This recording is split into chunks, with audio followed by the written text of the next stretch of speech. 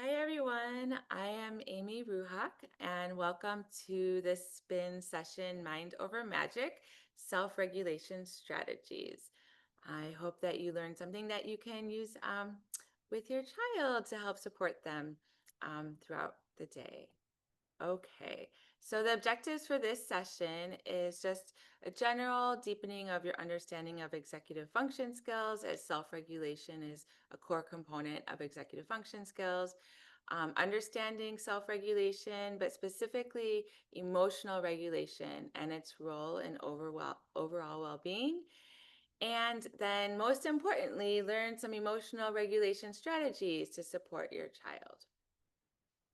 Okay, so this slide here is just to pause and take a moment to reflect upon how critical executive function skills are for our children. Not only do they allow them to access instruction in the classroom, but they also allow them to have positive interactions with those around them. So it's really exciting that we are providing more support for teachers and parents around developing executive function skills in our learners and children. Okay, so why are executive function skills so critical? There's a lot of research that indicates that they are predictive of executive function skills are predictive of intellectual achievement, health, wealth, and quality of life across the entire lifespan, more so than IQ or socioeconomic status. So one thing to be mindful of is that these skills are just so critical and impact every area of our children's lives. And as this next bullet shows, they not only affect their quality of life, but also as our students engage in learning in the classroom, they also affect all content areas. And unfortunately, if we don't support our students and our children in developing these skills, they may suffer from poor self-esteem. And so, of course, that's not what we want, and that's why we're working so hard to try to build up these skills in our children and students. So basically, to summarize the overall importance of these skills, there's really no task we ask students to perform from as young as preschool and even younger throughout post-secondary education that does not require some level of executive functioning. So it's really important that we pay close attention to how we're supporting the executive function development of our children. And just a particular note around executive function skills and our neurodivergent learners is that when we have students who may have, ADHD or ASD or traumatic brain injury, we know based on the research that the development of their executive function skills is delayed as compared to their neurotypically developing peers.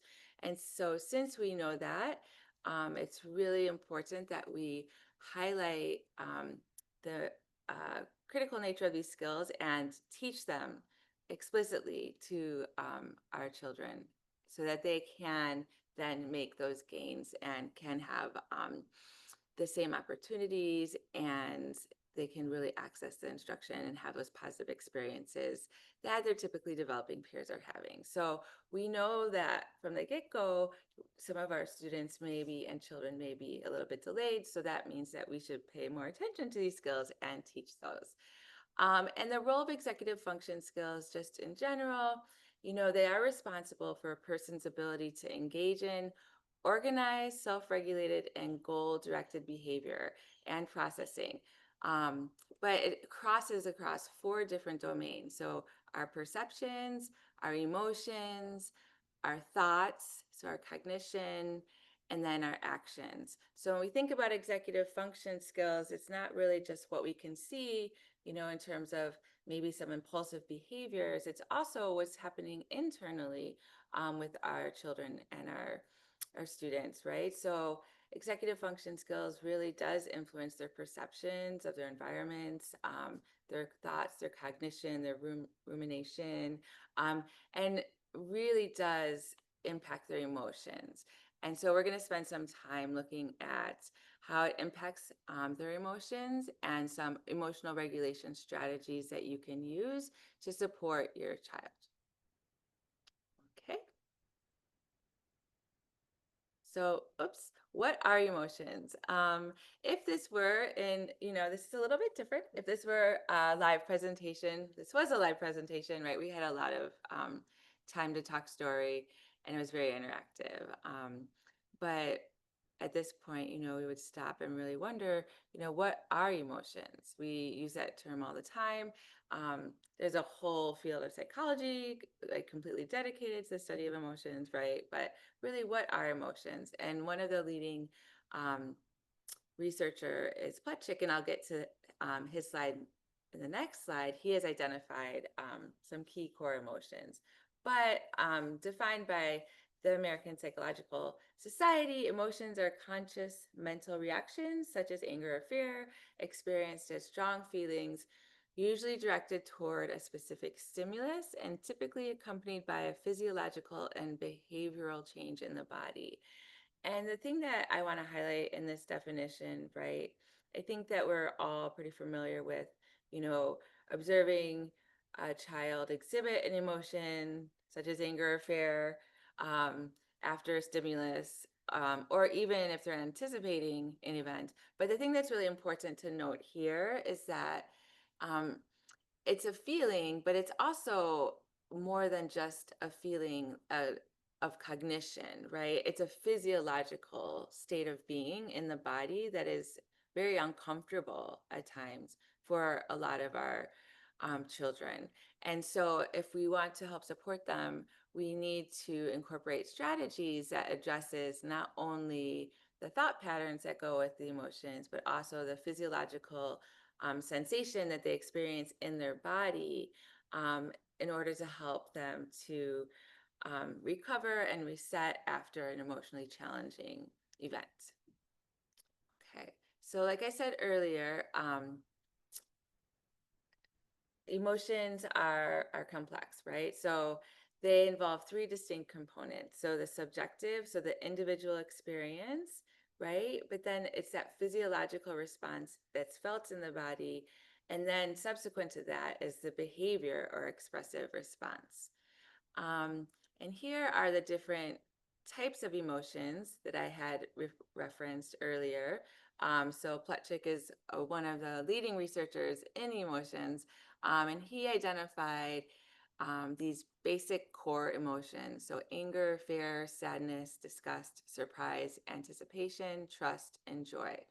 He actually has a much more complex wheel that shows all the different emotions and what emotions exist that when they overlap. So anger and fear, what does that look like? And looking at different intensities of emotion. So, but these are the core emotions that he identified. And so just wanted to share that with you. And at any given time, right, we could be experiencing one emotion that might swiftly change into another emotion based on our stimuli, or the stimuli. And if you think about our children going through the school day or a day at home or a day out in the community, there's so many different environmental um, stimuli that will, trigger certain emotions. And what we want to do is make sure that we can help our children to self-regulate their emotions so that they can get back to a place of calm,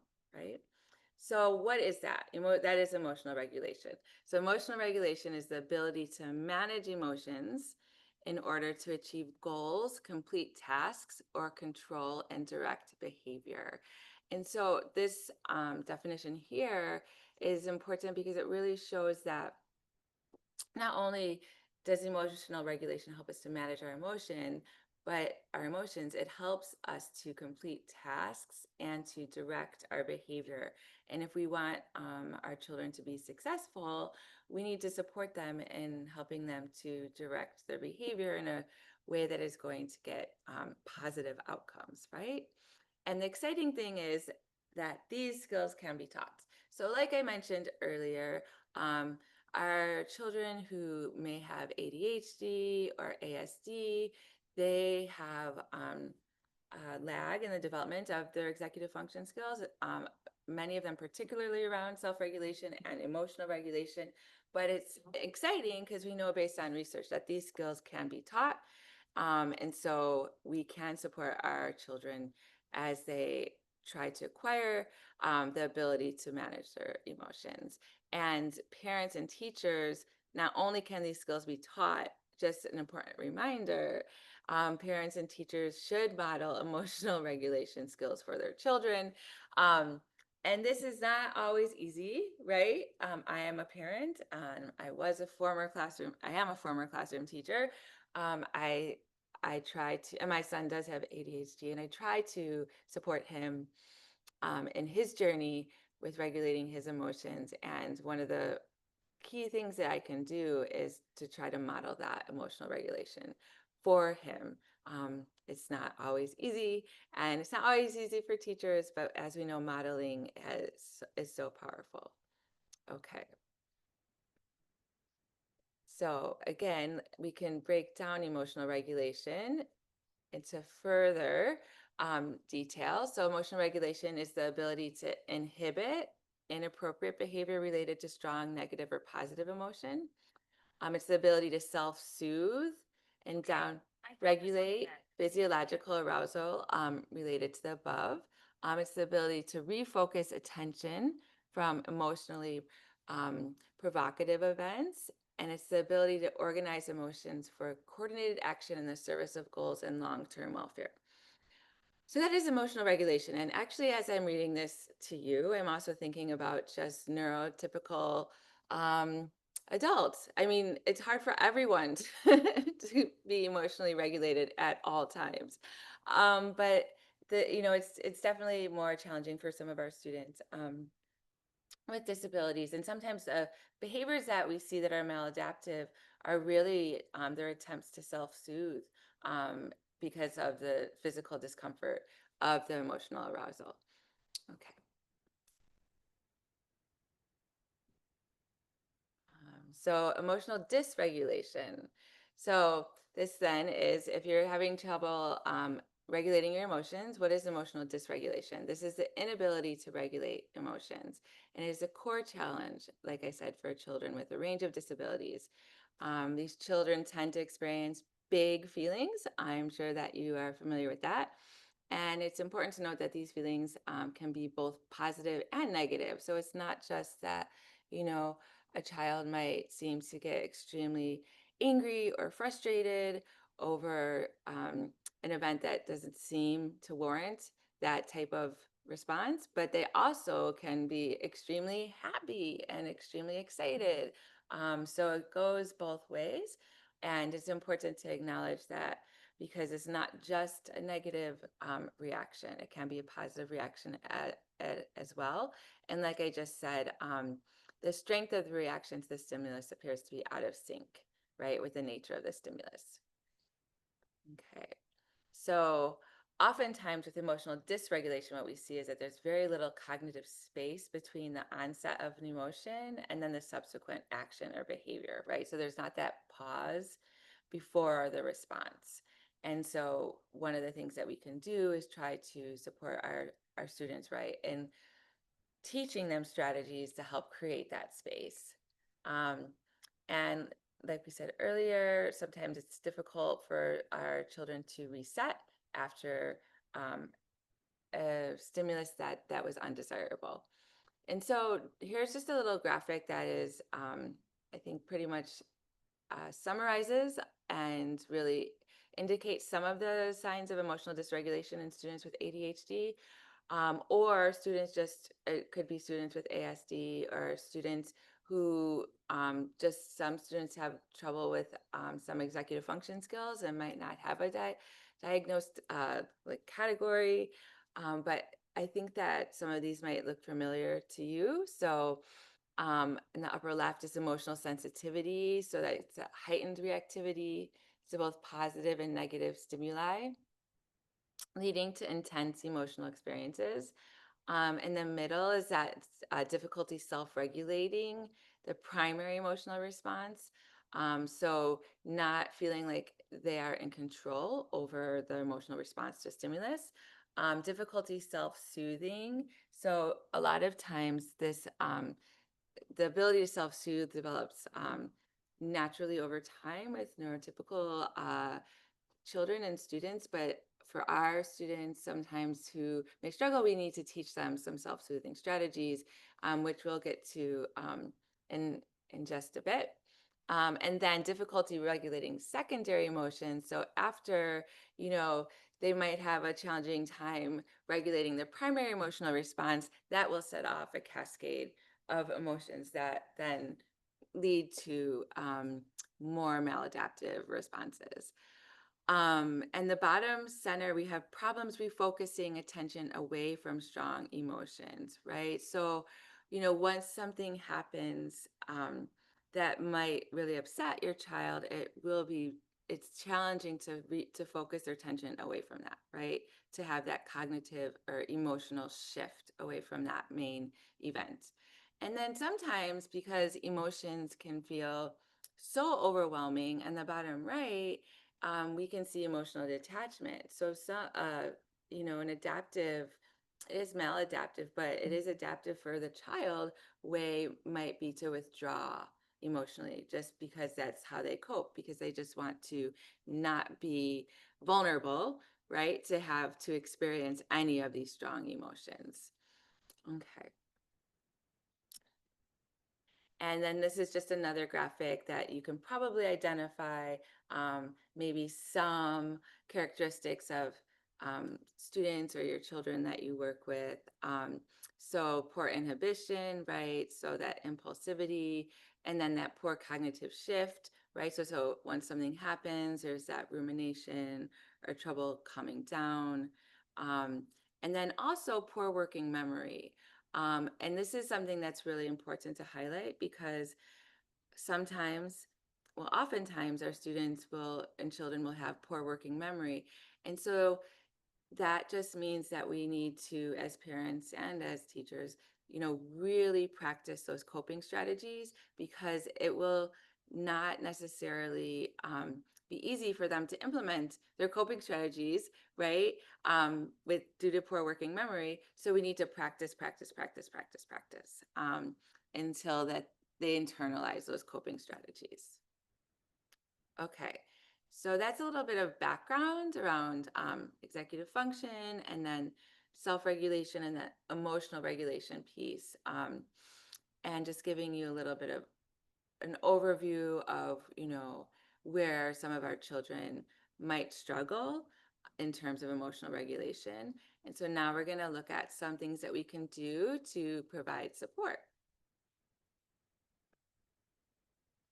Okay, so these are broken down into several different categories. So the first thing that I'll go over is just explicit instruction around emotional regulation, building that awareness for the children.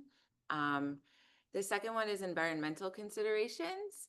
The third one is breathing techniques. And this one is something that I can't stress enough. And I know that it has been, around for a while. Like teachers have been trying to incorporate more mindfulness, more breathing into their classrooms, but I don't really think that we genuinely really appreciate the power of breathing techniques and the power it has to help our children and our students reset their emotional state. So I just really want to highlight that. You might see it and be like, okay, yeah, I've heard of this before. This is nothing new. But actually, if we can really not only expose our children and our students to these techniques, just typically like daily, but it also teach them how that they can use it on their own when they're frustrated, then that is really powerful. And then there's a lot of other links to some different strategies that you can explore on your own. I'm not going to go and open up every single one, but these are some real high leverage strategies that we can use to help our children regulate their emotions. So the first is explicit instruction, right? So it is very important for children to understand and accept that they will feel a wide range of emotions. It sounds pretty basic, but emotions can be very confusing for children, especially for some of our children who may be um, on the autism spectrum, or for our students with ADHD who experience really big emotions. And it's we don't want them to feel that emotions are bad, right? We want them to accept that they will feel a wide range of emotions and that it's okay. And in order for us to do that, we need to talk to them about their emotions. Um, and so teachers and parents can help children do this by helping to develop their emotive vocabulary. So helping them to express what they're feeling, right? And this may look like different things for different children, right? So some children might be nonverbal. And so, how are we enabling them to express through AAC, you know, how they're feeling and really be able to engage in that conversation with them and what that would look like for that student. So regardless of if a child is verbal or nonverbal, or regardless of, you know, how um, advanced their vocabulary is, we need to access and teach um, these students about their emotions. Um, and part of that, is really looking at those social stories around emotions and discussing emotions related to personal events. What are some things, relating emotions to triggers, and then, of course, bringing it back to the strategies for them. And like I said earlier, really trying to find a way to enable the child to identify their own emotions. And there's so many picture cards available for you to do this for your child. And there's some resources in here. And then, of course, draw, journal, read, sing about emotions. It's just really elevating emotions to the forefront instead of having it sort of be in the background, right? Because if we really want them to be able to regulate their emotions, they're going to be able to need to talk about them and understand them and not feel bad about them. So it's really just bringing that to the forefront. Okay. So here are some visuals. How are you feeling? This is very basic, right? So sad, happy, angry, calm, scared, tired. I think that one of the things that we can do as parents is, really taking that temperature check with our kids, especially throughout the day, and trying to identify patterns in what might trigger certain emotions. Because then once we know those patterns, we will be able to better provide them with proactive support around those patterns. This is just a really basic example of a visual. In general, it's better to use, as opposed to cartoons, it's better to use actual photos of real life people. It could be even photos of um, the individual student or child. And you can create your own bank of visuals so that they're able to express how they're feeling. Because sometimes when the emotions strike, it's a little bit too late. So maybe, having them have access to this to express how they're feeling as the feelings start bubbling up is really important. And then there's just um, different sort of wheels based on, like I said, sort of, the cognition of the child and where they're at, what grade they might be in. This one really helps to parse it out, so it's not just calm, it's calm, relaxed, focused, content, happy, right? So there's more advanced sort of vocabulary there. And then there's also silly ones, right? I'm sure we've seen these in some of our, I don't know, workshops or presentations we've gone to, but these are things that we can use to engage our older kids or even some of our younger kids, and getting them to discuss their emotions. So really going back to these visuals, it's that explicit instruction and really talking to your children about their emotions, reading books about emotions, having them identify their emotions, um, drawing pictures, and really sort of tracking their emotions as related to specific instances. Because if you know that something is a trigger, then you can preemptively provide them with a strategy to use prior to that, right? So if you know maybe transitions are really hard, then that would be a good time to stop and do a breathing exercise before a transition.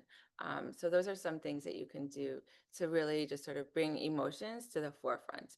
And then environmental stimulation. So I'm sure that you are all really familiar with your own child and their likes and dislikes about their environment.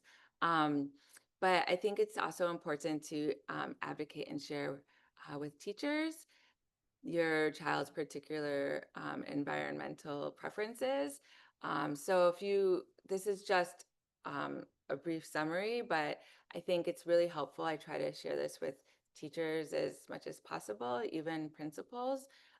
For some of our students in the upper left, obviously, like they might have an auditory um, sensitivity. So if things are too loud, what are some things that you can do? Like, can you have a little white noise machine, or are they going to be wearing headphones, like the bottom picture shows? You can use visual cues and color code items around the house and around the classroom that can help them navigate their environment in a way that is more clear, so that we reduce that emotional demand. Of course, reduction of visual distractions might be appropriate. A big one, of course, is the lighting. Nowadays, I mean, it's terrible at school, right? We have those harsh fluorescent lights. I'm super encouraged to see more and more that we have teachers who are bringing in their own lamps and covering up the fluorescent lights. But, of course, being mindful about that. And then having a calm corner or a reset and return space. So a lot of classrooms now have this. If you don't have one at your house, it's something that you can create very easily, where it's just an area where your child can go when they do feel that emotionally dysregulated, and you would, fill it with some of their favorite items that are soothing, and music and lighting, etc. I feel, you probably have this at your home already, but it's more ensuring that I think working to make sure that we have these for our children at schools. Reducing clutter. Clutter can be overstimulating. And then, of course, access to flexible seating. And like I said, this is something that as a parent, I'm sure you're very familiar with your own child's needs, but I think this is something that we can do a better job advocating in the schools with the teachers for our students. Um, so breathing techniques, and really this is something that I hope that you um, listen to and then find something that works for you, either you, right, as an adult, because we have to take care of our own emotions, but something that really works for your child. Okay, so why are breathing techniques so important? So breathing techniques, when we do a lot of these breathing exercises, um, they tend to activate the parasympathetic nervous system, which is what we want, not the sympathetic, the parasympathetic. It's responsible for the body's sort of rest and digest activities, which stands in contrast to the sympathetic nervous system, which is our fight or flight mode. And I'm sure we're very familiar with, our children when they are in fight or flight mode. And that's unfortunate, because when they're in that space, they're already feeling like very much uncomfortable, very uncomfortable in their own body. And then breathing techniques allow space for rational thought to come back in that top-down rational response, as opposed to an emotional response. So breathing techniques, they can be, obviously, once a student is upset, of course, that's definitely like triage. Let's have them select a breathing technique from an assortment that you'll teach them. But it's also proactive, right? We want to prevent these emotional escalations. So we want to make sure that we are having our children practice these breathing techniques throughout the day, because they will help them to better be able to react to potentially triggering stimuli. Okay. And then this is just a really concise little overview of the relaxation response. So the parasympathetic nervous system versus the stress response, which is the sympathetic nervous system. I just think this is a nice little graphic. I think it's helpful to share it with, I try to share it with teachers as much as possible, and it's pretty user friendly and just explains like why breathing is so important for our students. This is a video that if you click on it, I'm not going to click on it now because it's going to go into the YouTube ad because it is posted on YouTube. But I just want to show how we can scaffold our breathing techniques for a wide range of children, right? So this is mindful breathing. It's a you can click on it when you have the slides. There's like very soothing music in the background, and it's animated. It's a video, right? And there's a woman speaking in a very soothing voice, and it's called candle and flower breathing. So as the video is going, the woman tells the child to imagine that they're smelling a beautiful flower, right? So they breathe in through their nose and they're smelling that flower, and then they want to blow out the candle, and then they slowly blow out the candle through their mouth, and they're exhaling, and so they're blowing that flame out. And so this is very accessible to anyone, because it just breaks it down into pure visuals, and it's very, I think, helpful for all of our students. And I've done this training for teachers, and I like to tell them like this is something you should do when you start your morning, or when kids come back from recess, or before a transition, right? Just to have them grounded before they move on to the next thing. So this is something that I think whenever I play this at a conference, everyone just like in the room gets really relaxed. It's very beneficial. Okay. Um, and here, okay, so we're getting into our resource banks.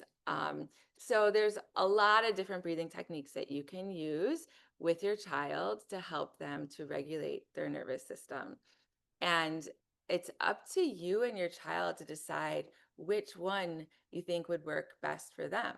So for instance, we have starfish breath in the upper left-hand corner. So you can see it's a starfish. And the good thing about a lot of these breathing strategies is that they're multisensory, right? So you would print out this card, and it's a right picture of a starfish. At the point, they hold their breath. When they go in towards on one arm of the starfish, they would exhale and then inhale, hold, exhale, inhale, hold, right? And then they would trace the starfish while they're practicing this breathing pattern. Um, One thing that's always useful, of course, is to teach the take 5 breath, because typically, your children will have access to their hands. If they're able to have that fine motor skill, they can breathe in and breathe out as they trace their fingers. Um, then we have a whole other, rainbow breath, where you inhale as you trace over the rainbow. When you get to the top, then you exhale as you go down. And I just want to click on this here because I want to show you um, that you have a lot of choices to choose from. Triangle breathing, hexagon breathing, rainbow breath, 4-7-8 breath, bumblebee breath. This one's really great because if you read through the instructions, the child sits down on the floor, places their palm over their eyes and close their eyes, takes a deep breath through their nose while keeping their mouth closed, hold their breath, and then exhale through their nose while humming like a bee. And so that added humming and exhale through the nose is also very grounding and sort of like really activating a lot of their senses. So just take a moment when you get a chance to read through all of these different options. And the really cool thing about these cards are that you can cut them out and laminate them and carry them around, right? And really, once you figure out which one your child might prefer, have them have that as a prompt so when they're starting to feel dysregulated, they can practice this exercise. Um, Another thing that you can do is you can, wait, actually, I wanted to go back here because I wanted to show you as well that for these, like the square breathing, I know now it's so exciting. You can see the ones that have the bumps on them, the stickers that you can stick on your computers, but you can just go to the craft store and get Velcro or any sort of sandpaper, anything that you feel like is a tactile sensation that your child likes, and then you can glue it onto the shape as well to add that extra piece of sensory integration. Okay, so the next thing I wanted to share with you is another resource that gives you more breathing exercises. So these are all connected in the slides. So back to back breathing, this is really nice because this, if you did this with your child, really helps to co-regulate your emotions because you're sitting back to back and you're breathing together. I'm not going to read through all of these, but there's so many different options that you can use to find one that would work best for your child. And again, then, really having that visual cue and prompt to cut this out, laminate this card, they can take it with them, communicating this with their teacher. This would be really helpful. And then, of course, in addition to breathing activities and breathing strategies, we have mindfulness activities. And I, on here, have two resources for you. Oops, this is, it's hidden by the star. But these are resources that you can use. And again, I encourage you to go through these handbooks and find activities that are really useful for your child. So I'll just click on um, the book here so you can see what's in here. So 24 fun activities to stay calm, happy, and in control. And this actually was written specifically for parents, right? So a lot of these are things that you can do with your child at home. And as you can see, there's 53 pages of activities. So part one is breathing activities. This is making a pinwheel, and then you get to breathe, and it gives you the template. But in addition to breathing activities, they have coloring activities. They have other types of activities as well. So just go through the book and see what might work for your child. And really, like I said, I think the key takeaway is that with these strategies, yes, when your child is upset, we can try to redirect them to their breathing techniques and their mindfulness activity. However, we want to actually try to practice these breathing strategies and techniques and mindfulness activities before the child is emotionally dysregulated, because number one, it'll help them to become more balanced in their regulation just in general, like we know this based on a lot of research. But then number two, when the child is super upset, that's not when you're supposed to be like, hey, practice breathing. Do your breathing technique, right? You want them to understand how to do that breathing strategy, right? If they do the starfish breath, right? And that's something that they do. Like, okay, let's do our starfish breath. And then they'll know what to do. They need to practice it a lot before they can internalize it and use it as a coping skill. The other resource here is Emotion and Stress Regulation Magic Toolbox, which goes real nicely with our theme of the SPIN conference, but it just came as the Magic Toolbox. It's actually out of the School of Psychology, University of Maryland, College Park. So you can see there's a whole host of activities that you can go through in order to work with your child to help to increase the emotional regulation. So like I said in the beginning, right, that's that emotional awareness, um, body relaxation, emotional engagement and attention, quiet indoor activities, um, relationship building, behavior skills. And then this was actually created for teachers, but you can definitely use this as a parent. And then at the bottom, I do want to mention again, it has a section on teacher self-care. So of course, just insert parent self-care because it's so important that, of course, you take care of yourself. And these breathing strategies and the muscle relaxation activities and the stretching, right? All of that can support you. And the the challenges that you face when you're trying to support your child regulating their emotions. So yes, and I should practice what I preach. I need to practice my breathing more and do more yoga, but I'm not going to feel shame. But we do need to take care of ourselves, right? So those are the two workbooks with the mindfulness activities. um, and then let's see. Um, this is something that we need to address with our teachers. And so we really do. And so I do a lot of teacher trainings around this, and I'm sharing this with you as parents because it's something that, I think sometimes we need to advocate for.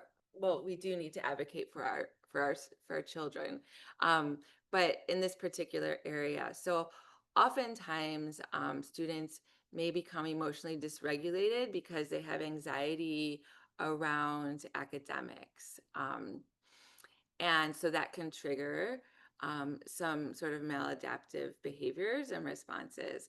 And so, in order to support, and this seems so fundamental and so basic, but it doesn't happen all the time. In order to support our children in the classroom, we need to help teachers understand that when they assign a task to a student or ask a student to do something, and the student doesn't begin the assignments, there are possibly many reasons why they didn't begin the assignment. And I think, or the activity, whatever it is that they're being asked to do. And I think that um, human nature, teachers sometimes just think the child is being oppositional, which is, and even if they were being oppositional, there's a reason for the opposition.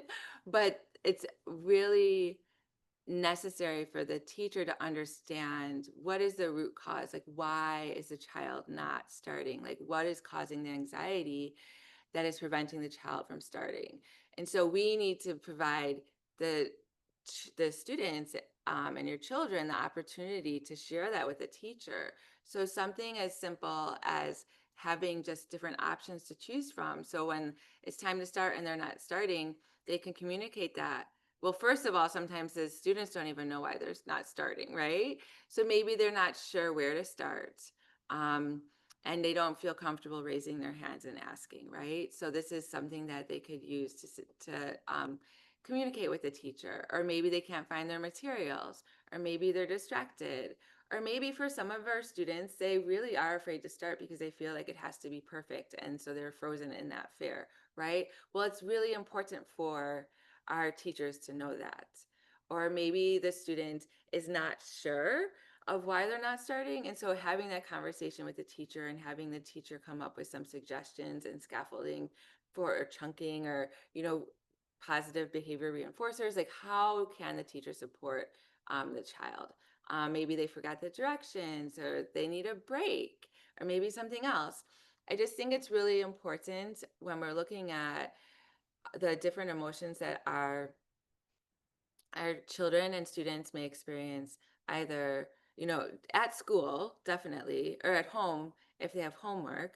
It's important for us to look at it from their perspective and understand like why they are feeling anxious and why aren't they starting, because then that will help to determine like what we can do to support them in moving forward.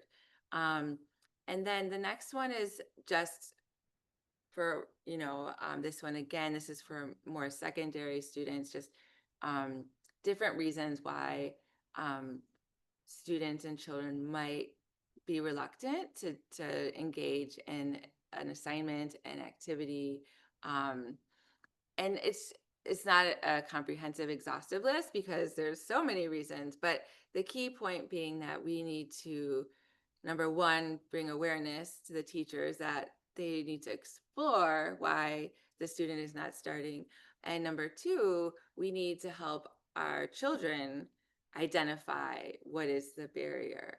And they aren't going to be able to do that on their own necessarily. So we need to be able to give them options that they can choose from and try to get to the root cause of what is causing them the anxiety. Because a lot of emotional dysregulation that happens in school comes from academic anxiety. So it's just important that we address this. And on the last page, and this is a lot, I will let you go through these on your own, but I will call out a couple. So the dragon quilt strategy, this is something, again, these are on little cards. So if you can teach your child how to use this, then you can have that card on their desk or in their pocket, and communicate with the teacher. This is something that they can do. So the dragon quilt strategy is, and in the resources, there's the materials for this, but it's sort of like just it could be any sort of piece of quilt, right? This one is a dragon because the dragon is the keeper of the information, but it's whatever story you want to tell your child. So when something is bothering or exciting me, I'll write it down, or maybe if the child needs to draw it, and then clip it to the dragon quilt, and then move the dragon quilt to the side, right? Because like I said earlier, oftentimes our children don't have that space between the stimulus and the impulse to react. They don't have the space between the stimuli and the behavior, right? And so this is sort of trying to give them that space physically by writing it down or drawing it, or even if they don't if they're not going to write or draw, they can just put a clothespin on the quilt and be like, okay, I'm going to come back to that. It's just something that can help them to move forward. And then there's a lot of different strategies here. Stop, think, act card for elementary students. So this is an STA strategy: stop, think, act, right? So before I do or say something, I must stop myself, think about what I'm going to say or do, think about if what I want to say or do is appropriate, and then act. Okay, so this is something that obviously would be taught explicitly, and you spend time training with the student, and provide visual supports, right? So like printing out the stop sign, stop, think, act, and then giving them strategies, right? So stopping, that's one thing, but then what alternatives can we give them to act if we don't want them to act on doing what they want to do in that moment, which might be to shout out in class, or maybe to